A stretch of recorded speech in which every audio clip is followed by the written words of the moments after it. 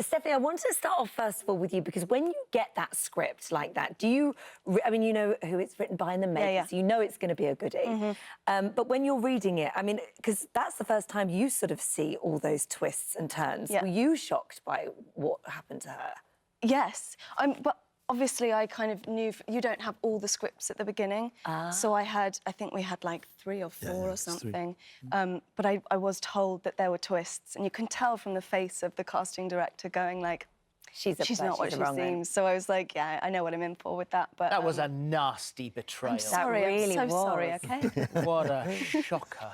And so for you guys, when you, I mean, you know what happened. You've shot the thing. You know, what happens.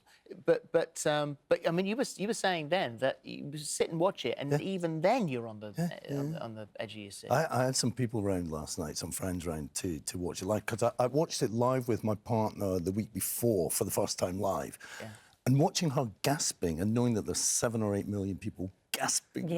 It's really exciting. It's a shared experience, and we don't get things like that often. It's keeping the secret as well, but that can't be easy, keeping the secret. It's quite fun. Yeah, with everyone wanting to know as well.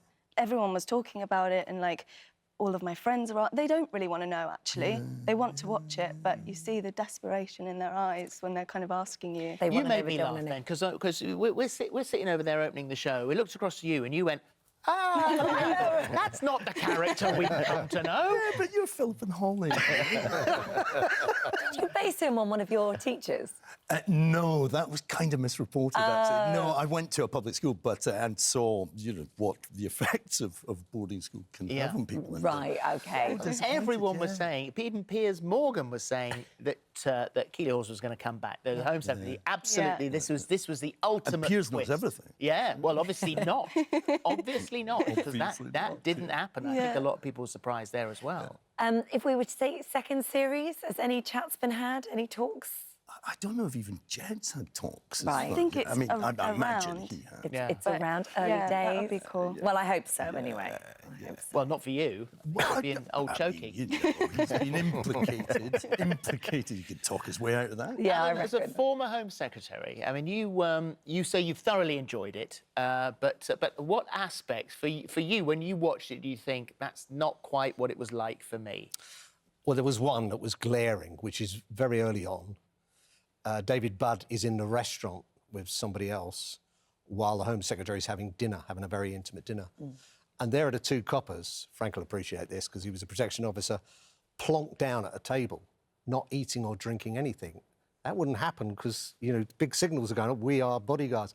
What they do is blend in with the background. And, of course, when you go for a meal, they always come with you, but they're there just looking like 2 other diners. Right. So, of course, they have to order food. Well, you've got PC David Budd, who was sort of central with the Home Secretary. It looked like he was the only one.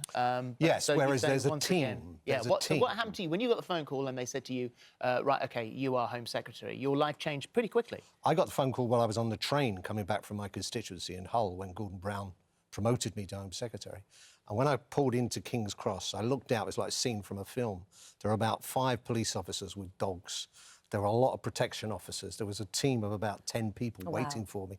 And as I got off, a friend of mine was on the train with me, actually, and they said, see you when you get out, which is like almost being taken into custody. It's been like, but that's part of the job. And obviously, it portrayed that how high-pressured that role actually is. In your experience of it, were there ever times when you felt in danger, that your life was in danger? No, there wasn't. But I do have to say there was another series when I was Home Secretary called Spooks on the telly. And someone said, you have to watch that, Alan. It's just all about MI5 homos.